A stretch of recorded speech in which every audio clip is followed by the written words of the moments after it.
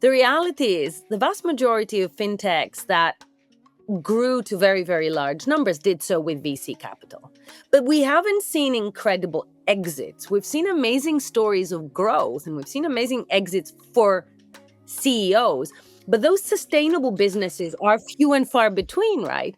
And the ones that have succeeded are the ones that had a clear sense of the problem they're solving, a clear sense of where they would make money, and a clear sense of the levers they had to pull.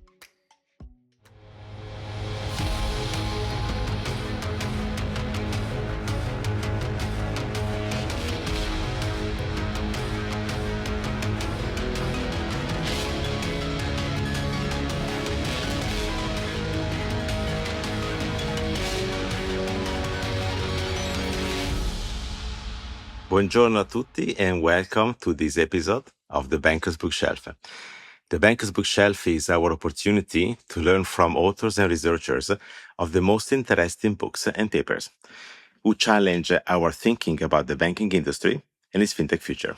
My name is Paolo Sironi, and today I'm pleased to have with me Leda Glyptis. Leda, welcome to the show. Thank you so much for having me. It's exciting to be here. Leda, you're one of the most respected voices in fintech. You're a former banker, you're a trailblazer, and I adore your blog and your writing. You're truly talented. So it's a pleasure and an honor to have you here at the Banker's Bookshelf. Now, I believe you don't need introduction, but for people who never encountered Leda, she's not just a storyteller. That would be a diminutive. She's a reality teller.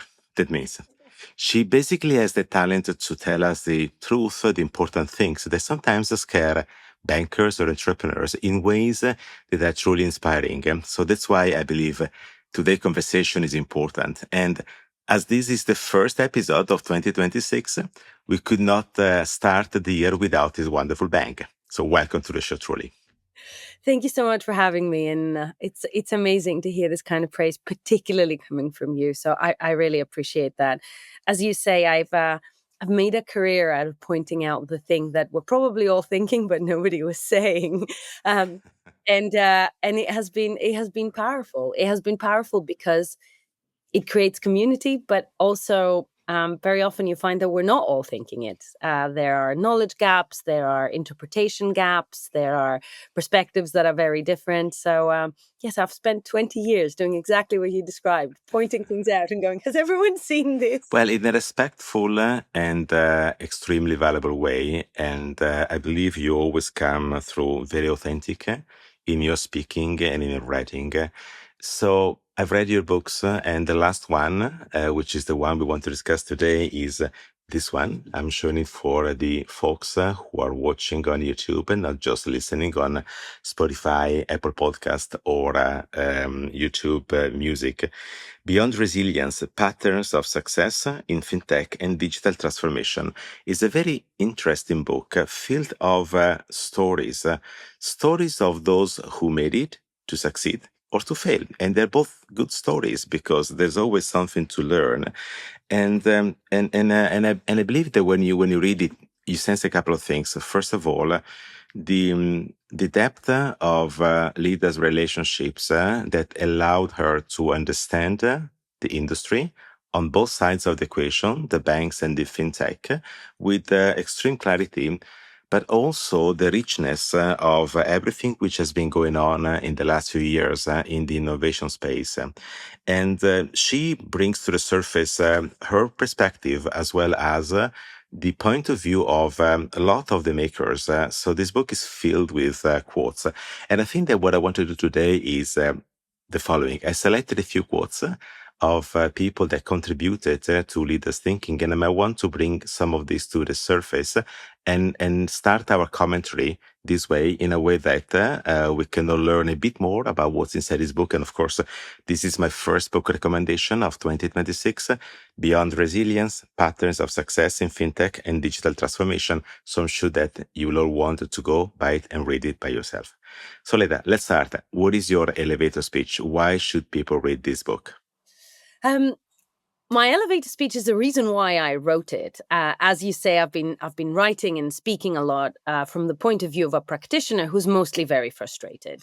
So most of my work and thinking and speaking in my first book was all around failures, all the reasons why digital transformation fails, all the reasons why digital ventures fail. And I had a moment where I was like, well, actually, okay, we mostly fail, but not fully. And it's been 20 years of digital journeys, and there are enough success stories that we can ask the question, is there a pattern to success? We know there's a pattern to failure, and we keep falling for the same patterns. That's a story for another time. But even though success stories are not as frequent as failure stories, they're frequent enough for us to say, do they have things in common? Can we learn something that can drive our behaviors differently? And the answer that I get from all the stories in the book is yes, there is absolutely a pattern. And it involves doing a lot of hard things consistently and over a long time. So there's no silver bullet, but there are some incredibly insightful stories that are actionable. They're not just these one off stories of success. That was a long elevator ride. But I think that's the last thing I want to leave with people, that if you pick up this book, some stories will make you go, oh, wow, that person got lucky or unlucky. But quite a lot of the stories, in fact, the majority of the stories, are immediately actionable should you choose to action them. Well, Leda, in my small career, I've been a banker myself. I built a small company, FinTech called Capitex in Germany, and now I work for IBM. So I reinvented myself a few times. My FinTech was not a startup in that sense. It was more a scale up. So my ambition was not to build and sell, if you like, or I never thought of being super big or unicorn. I started doing something that I wanted to do, and that made me happy, and that worked out for me. Though that was sold, is not there anymore in the market. But a lot of people look at just the flashing stories of the big unicorns. So there is this quote that I've been reading that drew my attention by Alex Johnson. Researchers have discovered that you're more likely to go bankrupt if someone in your neighborhood wins the lottery. Over the last 3 years, a bunch of folks in fintech won the lottery, and now we're all going bankrupt. Found it very funny and revealing. So, Yeah. what can we say about this? It's funny because it's true. It's actually taken from one of Alex's articles, and I messaged him and said, "Look, I'm using this for bait." Obviously, I'm attributing, I'm quoting. Um, it's well written, it's funny, but it's also true, and it really captures the fact that there was a moment of collective drunkenness, I think, in the industry, where we all drank our own Kool-Aid, right? We all believed a narrative of entrepreneurship and greatness. And there was a moment, I don't know if you remember it, it's quite a few years back now, where people were quitting their jobs right, left, and center. There was an immense amount of capital being pumped into fintech by mostly VCs, but also corporate venture capital. People were finding partnerships a little easier to come by than normal. The regulators were not necessarily making things easier, but they were leaning in, having more dialogue.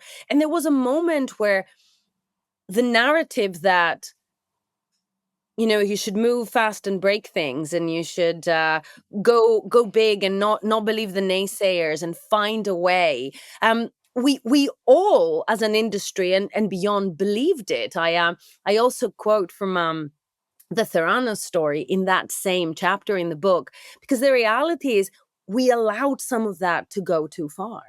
We pumped money into ideas that were never going to work because they don't have the right target addressable market sizing, or they don't have the right cost base, or they just don't have customers who are willing to pay for this solution, or as Theranos proved, that are just scientifically implausible.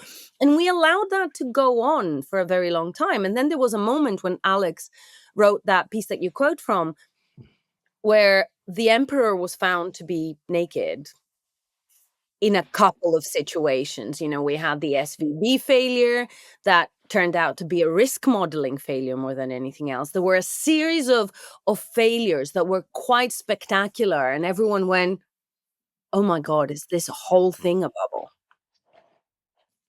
Well, definitely there are success stories, right? And it's not that I want to discount them, but in my work life, every year I meet a hundred of bankers between CEOs and CIOs and other execs everywhere in the world, and most of the guys look for the most prominent stories as a source for inspiration. And I like to tell them that although it's relevant to know what JP Morgan does, for example, JP Morgan is a true liar among the big banks. They have 10% less efficiency ratio than the other big banks, which is not easy for the incumbent. Or they want to know what Nubank does. I love Nubank a bit more than Revolut, if I can say. Their business model is pretty clean, but nowhere in a market you can have 200 million customers available to you, and they got 130 million on their platform, and being capable of growing that way. So you also need to understand where you are in. So those can give inspiration, but not necessarily are a model to copy. And what we saw is that the main narrative in the fintech world was grow, grow, Yeah. grow. And Yes. Dennis Guven brings this point of view to the surface in page 175 of Beyond Resilience, where he says, it's easy to lose faith in fintech when you look at the boom and bust, but if you focus on product and focus on making money rather than growth at all cost, you end up with a different model and it works. So how can we fix this lunacy, like a growth at all costs, instead of looking at the basics of the economics? Because I see the many fintech, but also many banks, when they try to apply innovation, they don't have a clear idea about their economic model and how really to make money. Sometimes you can know exactly at the very beginning, but you need to have a good grasp about what it takes to become profitable and economically sustainable. That's 100% right. And in fact, as you saw, Dennis talks about his own journey, working with Guarantee Bank in Turkey, with iGuarantee, where when they launched their first digital offering, it was all about the innovation index. It was all about creative, cool, differentiating capabilities. Nobody had really thought about how they were going to make money. And of course, that doesn't come to you magically. But we often believe that innovation would unlock value in a magical way. And Silicon Valley Capital is largely to blame for that because, of course, for them, you grow, grow, grow, grow, grow, exit at a multiple, and then operationalizing becomes the PE house's problem or whoever bought you. What then he says, reflecting on what he learned from iGuarantee and how he applied it to Mox, because, of course, he was the founding CEO of Mox in Hong Kong, for those who don't know him, is that you can't bring innovation into the mix and believe it will be its own answer. So what he did differently with Mox is that he had a clear idea of how he would make money from day zero. So his view is, I'm a bank. The only way I can make money is lending. So I need to lend quickly. So my entire business model and how I deploy innovative solutions have to be about how I get to a place where I can lend with all the appropriate controls cheaply for the bank and easily for the customers. So UX and operating leverage become solutions and levers for the business model, which is I need to go out there and lend. And if you take a step back, the reality is the vast majority of fintechs that grew to very, very large numbers did so with VC capital. But we haven't seen incredible exits. We've seen amazing stories of growth and we've seen amazing exits for CEOs, but those sustainable businesses are few and far between, right? And the ones that have succeeded are the ones that had a clear sense of the problem they're solving, a clear sense of where they would make money, and a clear sense of the levers they had to pull. So I have the Wise story in the book. And part of what they talk about from day zero is operating cost. You don't have a lot of startups talking about operating cost because VCs don't often ask about operating cost, but it holds the key to how you make money. Yes, it's really important. It reminds me of a conversation I had with a very prominent investor, the head of investment of one of the top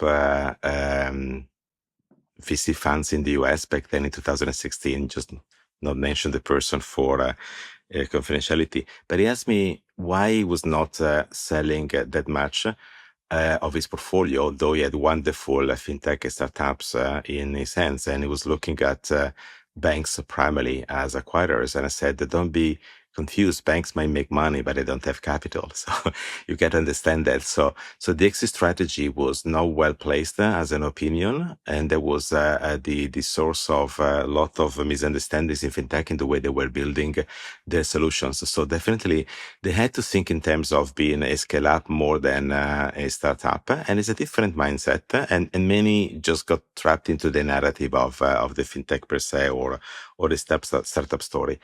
And to do so, I think it demands a very adaptable mindset. Like, first of all, you said it right when you talked about the economic model, the protect expenses. Innovation is a mindset, is not a business model. Technology is not a business model. A business model is something else. And here and there in the book, all of this comes to the surface with very catchy examples. And I like to go to another quote that got my attention. And it got my attention because I remember I was talking to the CEO and founder of Betterment, one of the largest robo advisors in the US, in 2017. And the question from John was why we're not growing as much as we were growing before. So we got to the conversation where I invited him to see the gap between their narrative and their real client. So they were all bragging about democratization, inclusiveness in terms of financial opportunities, and so on and so forth. But their primary customer was a 50 years old almost guy, 50,000 almost money invested in a portfolio, 401k type of decision-making process or retirement. And then I invited them to see the fact that maybe not all of the customers out there would be totally digital inclined. A, because they might not be. B, because maybe it was too early. So I said you need to be capable of contradict your narrative. So don't just think about digital only. Your first customers are not necessarily representative of the real client out there. And then they move into, not just because I said that, I think they were doing that type of analysis, into an hybrid model, and they started growing again very, very large. Now, Jasper Martin says, dare to pivot on your original idea. And that's a super, super, super important sentence and concept to you, Leda. It is difficult, and you're right. It's a banner we should have in the space. Actually, banks, scale up, startups, you need to dare to pivot on your original idea, because your original idea may be wrong. And there's one story in the book of a business that had to pivot because the thing they were trying to solve for wasn't a problem for the market. And the CEO, who had a successful exit afterwards, and he could reflect back, he said, I was very passionate about solving for this information and power asymmetry in the market, but the people I was trying to solve it for were benefiting from it. So actually, I was right in my solution, but I was wrong that it was a problem. And the point Jasper is making is it might not be as stark as that, but your market will keep evolving. You may have some nuances that are wrong. You need to constantly challenge yourself and pivot when you find that either the thing you're solving for is not a problem, or it's not a problem for a big enough size of the market, or it's a problem, but the market is not willing to pay what you need them to pay. And I think that's the other thing, right? We build these stories about target addressable markets, but the reality is markets shift, particularly consumer markets. Their needs, their preferences change, and things that they would like to have, they might not want to pay for. So these validation points mean that you will constantly need to challenge yourself, and you might have to pivot because you're too early, as you said, or because you're wrong. Yes, or like a clear example is Facebook, by the way. I don't know if you ever watched the first pitches of Mike Zuckerberg about what Facebook was meant to be. I remember there was an interview, was it 60 Minutes or another US program? And it was talking about Facebook in a very funny way, like we're going to help people share pictures of their girlfriends. And he goes, oh, we have this wonderful idea, and now you can let your friends know how good you were in your exams. Now, who cares about sharing the results of your exams like college, right? But that was his elevator pitch. But I guess that the point is that he was flexible enough to understand that people were using the solution in different ways, and he followed somehow the tide, right? But that was not the way he was conceiving his business. So you need to be ready to pivot and change your mind, especially when you realize that, yes, you get something, it's not a perfect fit, but hey, let's be inspired about how people are now thinking and trying to use that. So create feedback loops, talk to clients, be on your side, be ready to contradict yourself. Your bold idea may not be bold enough, but next to one that is even better. And on top of this, we said, okay, you have the mindset of the entrepreneur. That's important.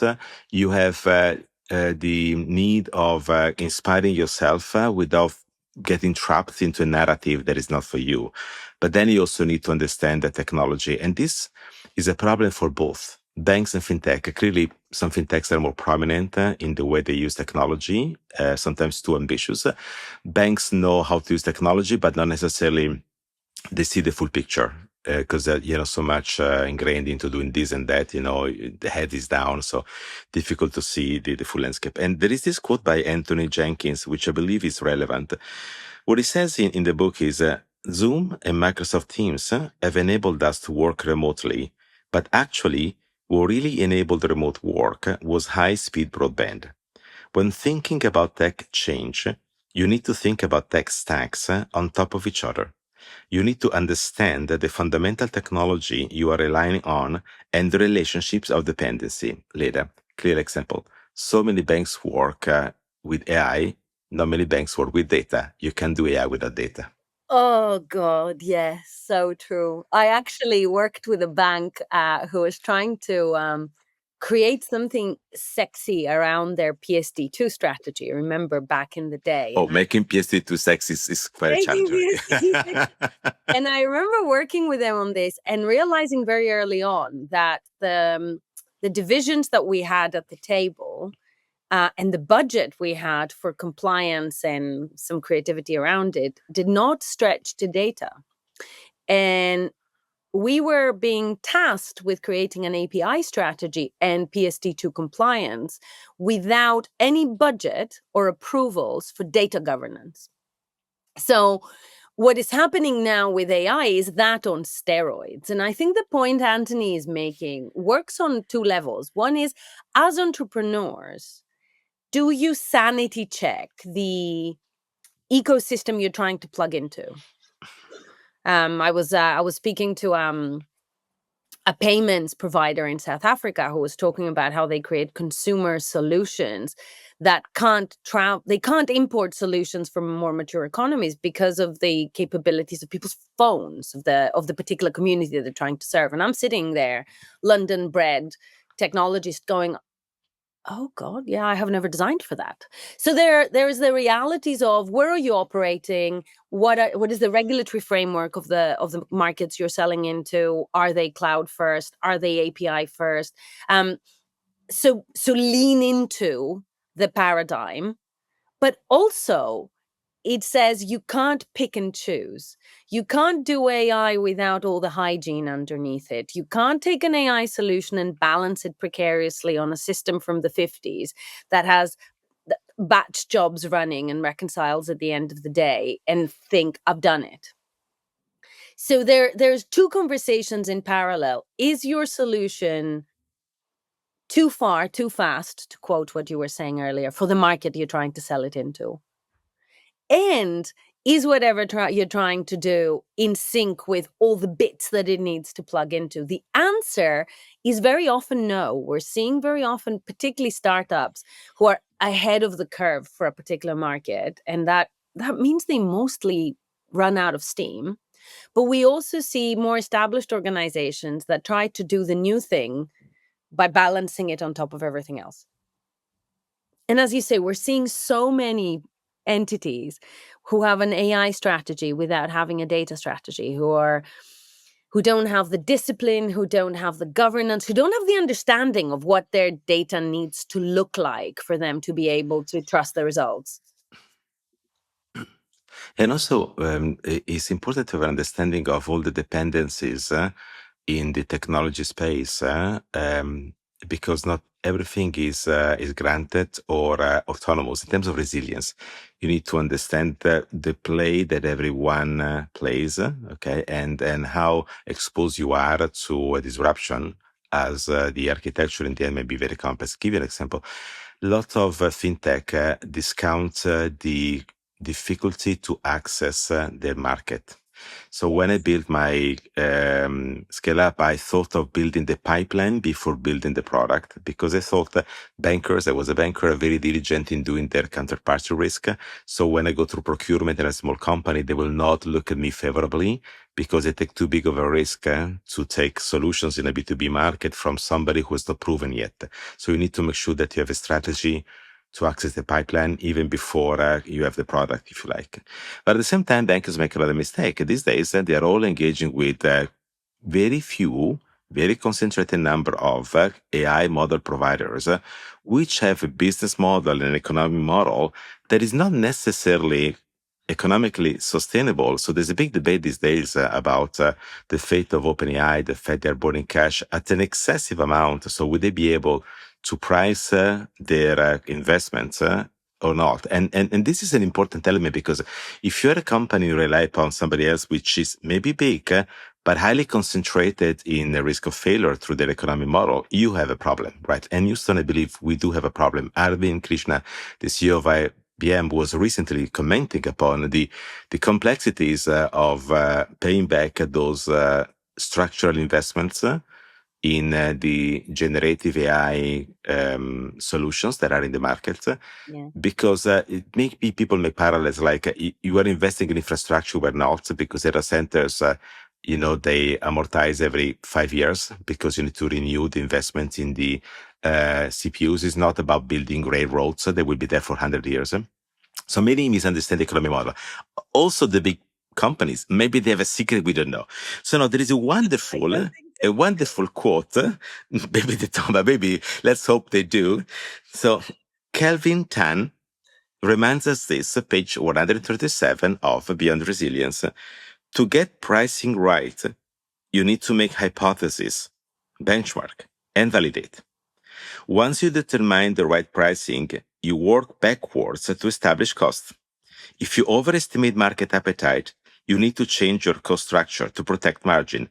You do not start with your cost. Now, I would invite Sam Altman to read your book and start from page 137. What else can you tell us about this? Sam, I'm sure you're listening to the Banker's Bookshelf. This book is for you.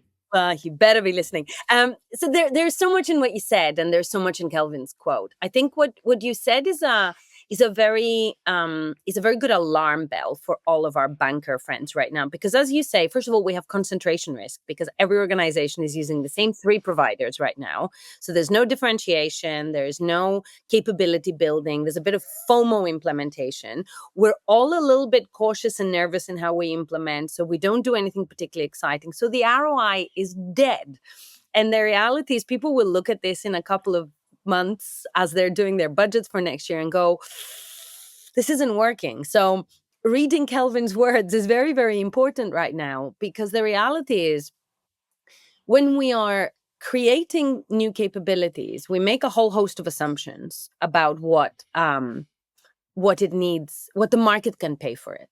But the reality is when we're building something new, it's very hard to benchmark it. And pricing is something that most startups get wrong. And in fact, there are a couple of stories in the book of companies that died because they got their pricing wrong. And they only discovered that their market was willing to pay a lot more than they had charged when it was too late to turn their fate around.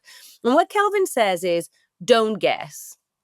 Take advice, benchmark, and go out into the market and validate when there is still time to do something about it. And I think that's the most valuable thing to take away from what Kelvin is saying, because he says you need to go out there and validate your assumptions and be willing to flex on your operating cost if you find that the market can't sustain your price point, to change your target strategy in terms of your addressable market, your geography, your segment. You need to go out there and validate and then be willing to act on the feedback. And that's the hardest thing, because invariably, I've worked with a lot of startups that are way too expensive for their market. So they go, right, we will only sell to tier 1 banks for enterprise contracts. And it's like, right, I'm glad you solved it. Rather than saying, okay, the people we thought we're building for don't have this problem or don't want to pay this much. What can I do to make it appealing to the people who are willing to pay, or to make it cheaper? And Kelvin's point is, Go out, validate, and then come back and adjust. And that's the hardest part. Can you and will you adjust your price and your operating cost to protect your margin? You should, but many don't. Leda, thanks for the opportunity you gave us to provide some insights to our audience, including Sam Altman of ChatGPT. And this is the first episode of 2026, so I'm super glad that Beyond Resilience is my first book recommendation for this year. I invite everyone to follow Leda Glyptis, whatever is the social media platform you use. I typically share her commentaries on LinkedIn. Go on Amazon, get this book, Patterns of Success in FinTech and Digital Transformation. That is really my recommendation for this January. Leda, thanks for being on the Bank's bookshelf. Thank you for having me. And everybody stay tuned because more conversations are coming with book authors and researchers of the most interesting books and papers that shape the banking present and its fintech future. If you want to receive a polite notification about our new episodes, you can just subscribe to the Banker's Bookshelf on your preferred streaming platforms. We are big on Spotify, Apple Podcast, Amazon, and also YouTube. Arrivederci tutti and enjoy the jingle.